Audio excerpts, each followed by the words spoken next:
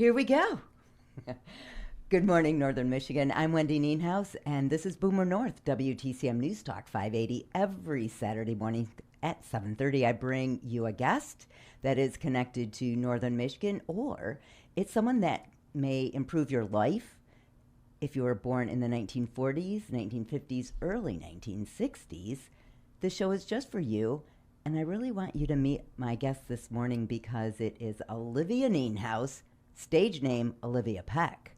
And why do you want to meet my daughter? It's because she instructs those that are your age, if you're listening, around the world, singing lessons. This morning we are going to learn some things, no cost to you. You're going to learn some free advice and understand why we need to take care of our voices, vocal health, and also maybe learn how singing may improve what you are doing with your life. And maybe this is an opportunity for you to consider what's new for you, what's next for you. As we move into a new year, we want to improve things about our life. We may want to improve some relationships with other individuals. Music is such a great connector. We often talk about that on our show. Well, this morning, you're going to find out ways to improve your own singing ability. Why do we need to bring that into our life? Or why do we need to take care of our voices? Olivia Nienhouse, I'm going to call her Olivia Peck through this show because that's how you're probably going to want to reach out to her if she wants to, if you would like to learn more about what she has to offer you when it comes to singing and learn more about the free stuff she has to offer you. Olivia, welcome to the show. Thanks, Mom. I'm so happy to be here. I love having you here. And usually over the holidays, we spend a lot of time with family, and we try to better relate to those that are of different ages. Even if they're someone very familiar to us, if they are someone that we feel like we know what they're going through, what their career's like. We've known them since they were babies, if we're their parents or grandparents. But we still want to connect in a way that makes us feel familiar. Music is such a great way to connect with others. And as a musician, you have discovered that as an educator. You're a formally trained educator. You went to the University of Michigan School of Music, and you brought that into the classroom after you graduated from there. And now after you've moved into doing more acting, still performing, you're still very much an educator. Tell us a little bit more about your journey after you graduated from college, just briefly, to allow our listeners to better get to know what's your credibility here. Why should we listen to this Olivia? Olivia, let us know what it is that you bring to the table and what your experience is like to bring you into a place to teach online to singers and students around the world. Sure thing. Thanks, Mom. So You're welcome. I started singing pretty young, middle school, and started in voice lessons. Around that time, I was so lucky coming from Traverse City to study with awesome classically trained voice teachers. Marilyn Tilley and Jane Sletter cannot sing their praises enough. They changed my life, and I got a really good classical foundation. Then moving from there, I went to U of M, studied classical singing, and I was sort of a double major. So at Michigan, it's a 4-year program. You're basically a double major in education, K through 12, all the instruments, but I was choral music was my specialty. And then it's a double major because you're ed, but you're also learning the craft of being a singer, mostly classical. But something I did in college was I really invested a lot of time in jazz. So I studied more contemporary styles, jazz theory. I had a jazz teacher and a classical teacher. And that really shaped me a lot into wanting to do all types of music, not just classical. So when I went into the classroom, I moved to Vegas and I taught elementary general music and theater. And I just love elementary because you can do games, you can do history through music. It's so creative. You can do all kinds of, glockenspiels and the boom whackers and recorders. I mean, who doesn't love a recorder? A good recorder, yeah. Yeah. So I loved it. And then, being like my parents, super entrepreneurial and just love getting into the nitty gritty of stuff. I'm such a nerd. I'm like, I want to teach voice lessons. And it just went from there. So I've been teaching online since, I don't know, 2013, I want to say. Right, No, 2017. I started teaching online, and yeah, the rest is history. Now it's my full-time gig. I love it. I have students all over the world and all kinds of singers. OliviaPeck.com. If you are listening to this broadcast and you feel like, oh, I want to know who this is, I want to check her out before I spend another 20 minutes listening to her chat about why I should protect my voice, take care of my voice, and why should I sing? Well, OliviaPeck.com, that's where you may find out more about my guest this morning. And what I also want to offer you is great point that you made about being in Northern Michigan and the opportunity to learn the education that our students up north have in this region. We all know about Interlochen Arts Academy and the programs that are offered there to students, as well as summer camps and other programs that are maybe short-term for our kids to learn more and young adults to learn more about music. Our public education, our private education in Northern Michigan is unmatched. Yeah. And just briefly touching on that before we go into a little bit more detail about singing for our listeners to appreciate, tell us a little bit more about being in Northern Michigan, the opportunities to sing. How has that really impacted your life compared to, for example, going to University of Michigan? Did you know in advance that before you started college that Northern Michigan was unique in the education it provided our students? Did you know that it was unique, or did you feel everyone had that type of music education wherever they were from? That's a really good point to bring up. I definitely realized when I went to school how great I had it in Traverse City, just because of how well-rounded my education was in music. And I learned about choral music, opera, contemporary styles.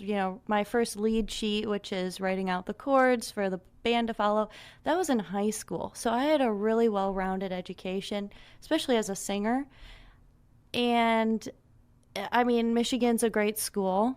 It's incredible. I was surrounded by incredible people from all over the country. But after moving on from college and moving to Nevada and then to Louisiana, I realized, wow, the music education programs are not as robust all over the country. I really was lucky to have the training I did. That's one great point about Northern Michigan. I don't want that to get lost in our conversation as we were trying to improve your singing. As a listener, it's going to happen. We're going to share some of the reasons you should take care of your vocal health and also maybe learn to sing.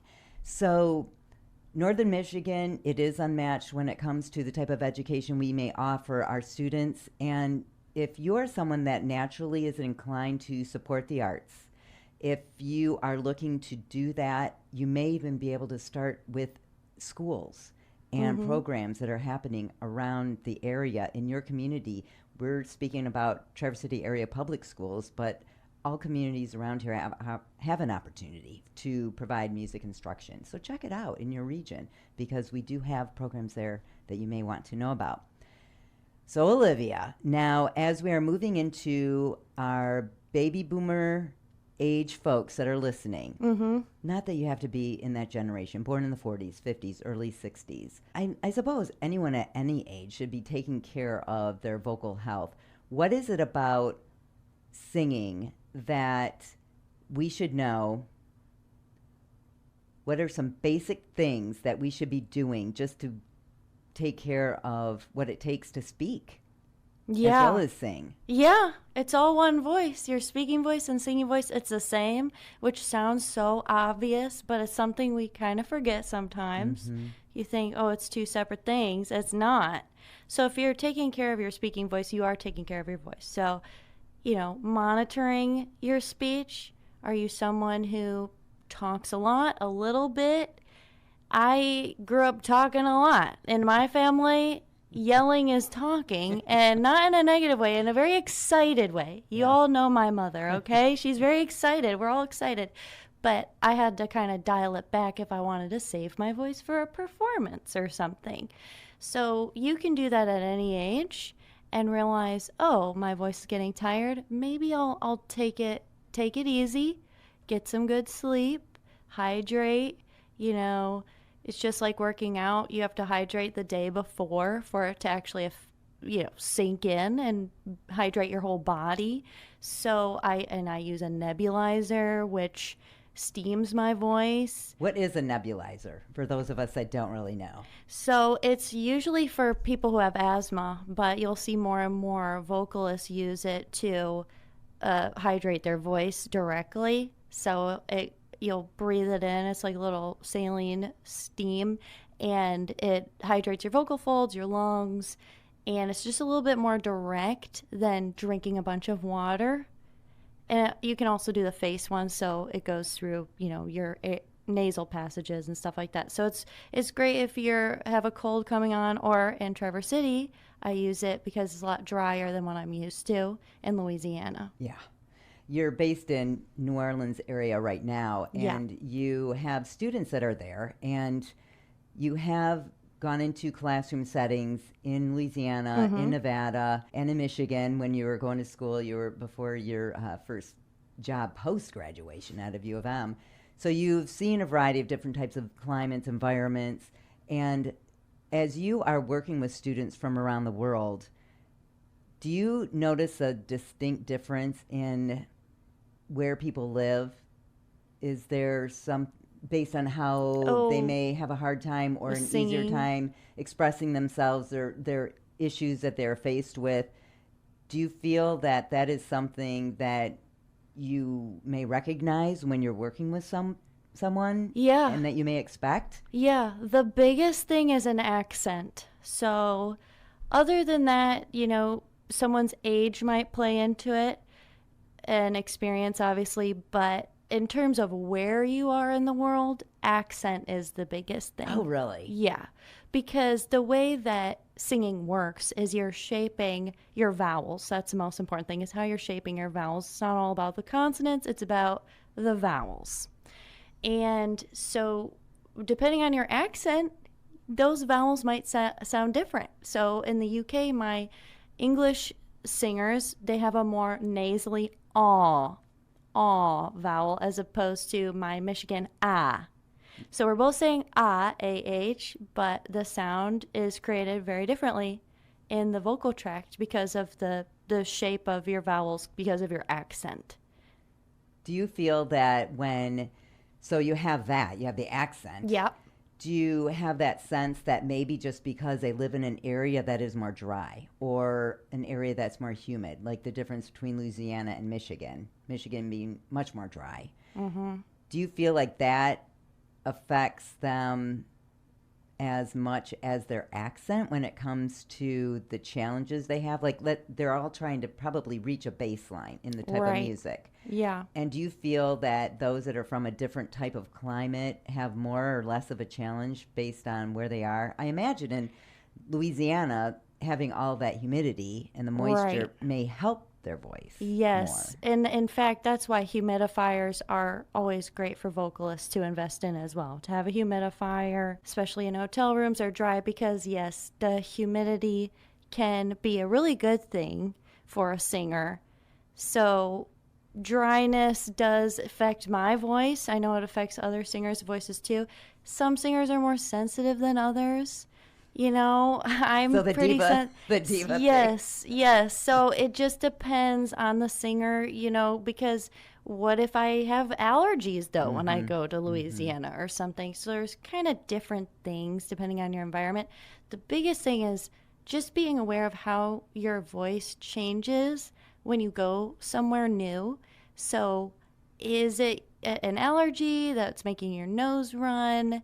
Is it the dryness? What is it? The elevation can even affect things weirdly. So it's just something to kind of clock.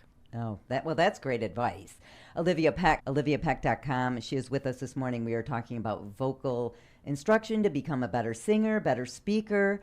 and also maybe learn how to take care of your vocal cords and allow your voice to be as amazing as it could be. One of the things I notice, and because I'm in the radio world, voice is really important. And those that maybe they have a great information to share, maybe they have just something that they really want to express, but if their voice is really, just craggy and shaky, it changes the way the information that they so brilliantly have to share is communicated.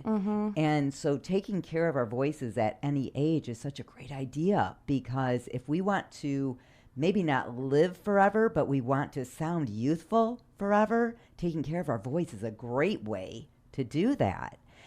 When we think about taking care of our voice and some of the reasons we want to do that, is there anything you would share with our listeners, things that they may do daily to better take care of ourselves in that way? It's drinking water, right? You mentioned drinking that. water is big. What are some things that maybe we should do or maybe should not do that may be easy ways for us to help take care of our voices? Yeah. So my biggest thing is vocal rest. A lot of people think, oh, I need to drink all these teas and honey. It's a different tube, okay? The honey and tea is going down a totally different tube. So the biggest thing is when your voice is getting raspy or something, it's probably from overuse or a medical issue. So get it checked out. If it's a repeated issue you're losing your voice super easily even after just talking for a few minutes, that's something to look into, because your voice reflects a lot of what's going on in your body. So it might be the first sign of something going on. You could have acid reflux. So looking for, how quickly you're noticing that fatigue. If it's after a couple minutes, yes, you might want to look into it if it's a new thing. And just making sure, okay, I did rest my voice. I did get my sleep. As we get older, we need to drink more water. So did you drink your water today or yesterday? That's really big. What medications are you on? If you're on a really drying medication, that can impact your voice, dry it out quicker. When we think about drinking water, I know that it's kind of a joke how much people walk around with their giant Stanley thermos. Yeah. But if you're a singer, or if you're someone that uses your voice often for your job or in life, you just are a talker. Yeah. How much water should we be drinking each day? Well, a good amount. I mean, they say whatever the 6 to 7 glasses. I mean, I drink it all. Yeah. I would gauge it based on your output, if you know what I'm saying. It shouldn't be super dark. Okay. You follow me? Yeah. So it's just same as health stuff. You can, of course, drink too much, so I don't want to say, go crazy out there.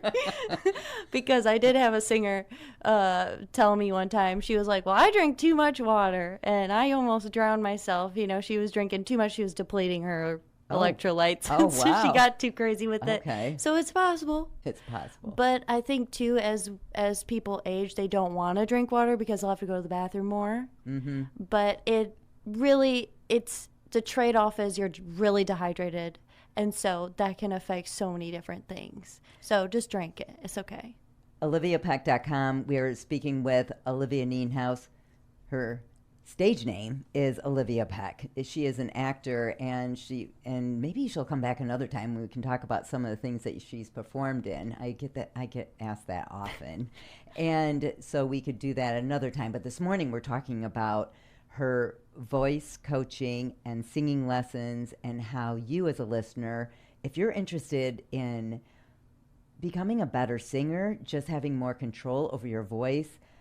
I brought Olivia in because she teaches baby boomer generation class students around the world. And it's a pretty popular way for people over the age of 50 to spend their time, even if they've never been a singer in life. Do you often work with those that maybe have been in a choir at some point, or those that are just thinking, I'm doing it, I'm going to improve my voice? Yes. What do you run? What is the most likely scenario for a student over the age of 50?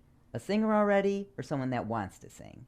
Oh my gosh, it's all over the map. Really? It's all over the map. I have people who were in choir when they were younger, were in bands when they were younger, or who just felt like, okay, this is my time. I really want to take this jump. I want to learn how to sing better. I want to like my voice.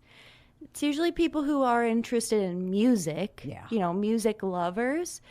But, one of my students, he was really influenced by blues and he just wanted to change his sound but wasn't sure how to. Or I have a rock singer who only really had classical training and wanted to know how to transform his voice into a contemporary rock sound. So he did that super quickly because he just already had such a great foundation. Wow. But it can be all kinds of walks of life, and that's what I love about it, is I can learn a lot from my students about music past, from the music from the 60s and 70s. I wasn't there. So they can tell me, no, the Carpenters were not popular at first.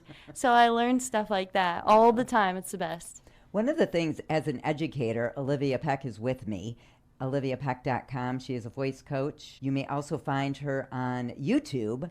The Voice Mood is her channel. And you provide, I promised this earlier in the show, I don't want to forget, that yes, you may learn some free voice singing tips from Olivia on The Voice Mood on YouTube. And each week you have free Q&A where people can dial in and they can listen to you and interact in real time, ask questions. And okay, I know I am your parent.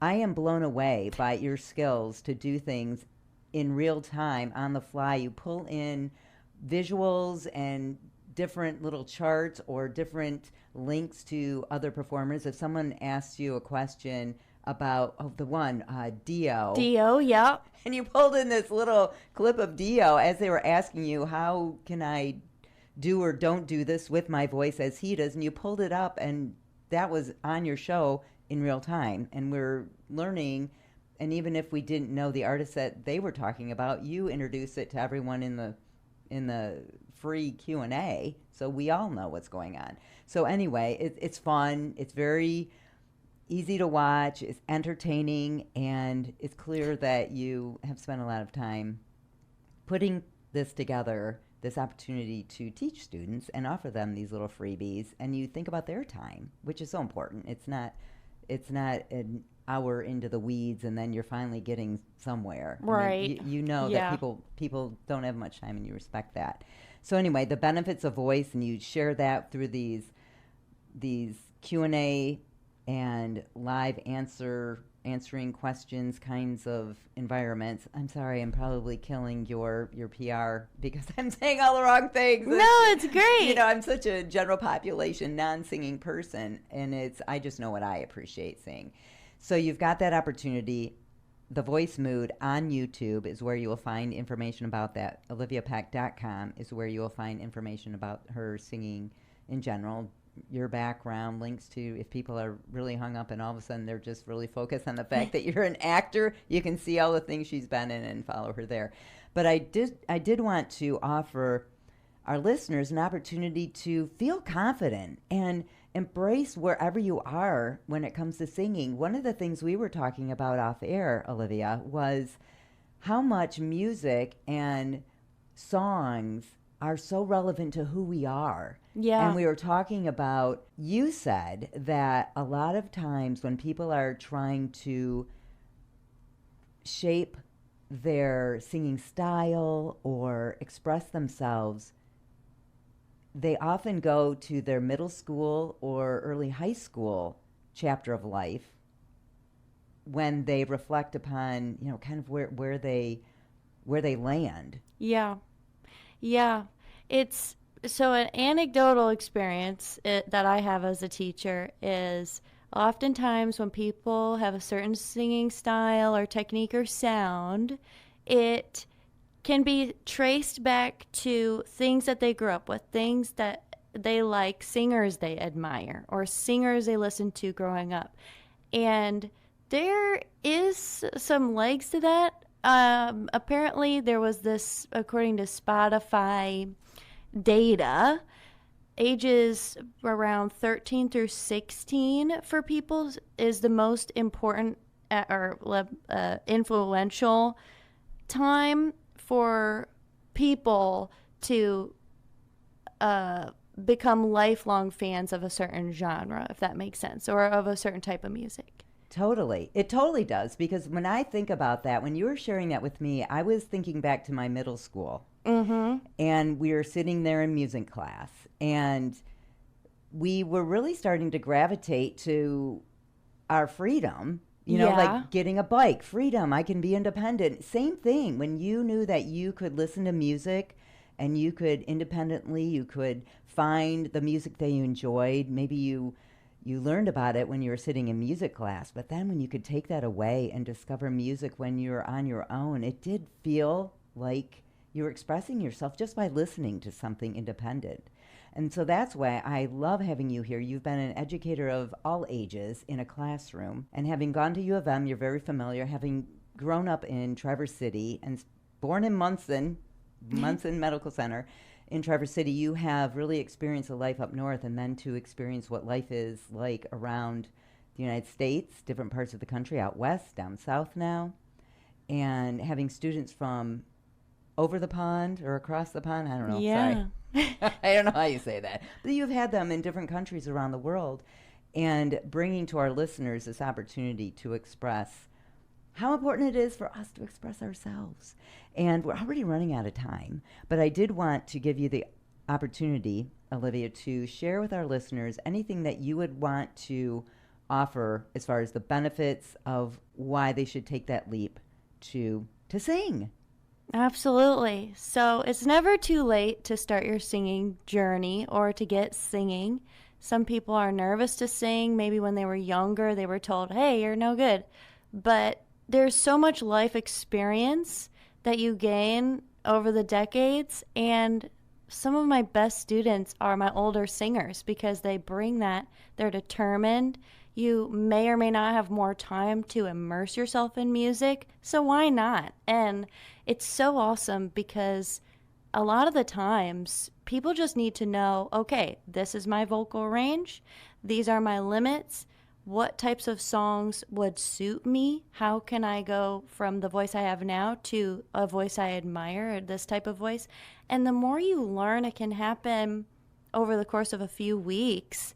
You can really start to stand on some solid ground and feel a little bit more safe in your voice and express yourself in the styles that you've loved for a long time. And that's the best for me, to see someone go, oh yeah, that was easier. And they'll get excited. I'm like, yes.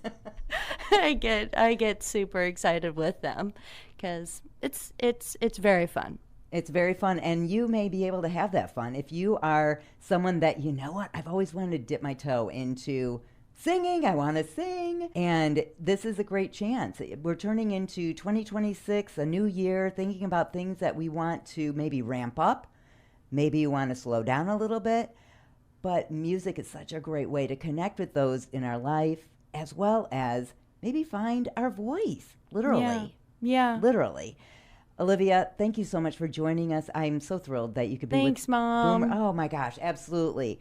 And I encourage you to, as a listener, if you're thinking you want to enjoy what it could be that you're watching everybody else do, you want to sing too. You want to speak. You want to just share something about yourself in a way that makes you sound youthful. Well, you can do it. OliviaPeck.com is where you may find out more about Olivia. She is a vocal coach. She has a voice studio. She teaches students around the world. The Voice Mood on YouTube. You may watch the videos. There are a variety of free clips that you may learn more about certain points about singing. And also, each week she has a live question answer session that in real time you may be may be able to get to know her that way. I'm Wendy Nienhouse, and I am so grateful for you, Olivia Pack. She was in the studio with me. You may also find us on boomernorth.com if you missed part of the conversation. I'm Wendy Nienhouse. This has been Boomer North on WTCM News Talk 580, Traverse City.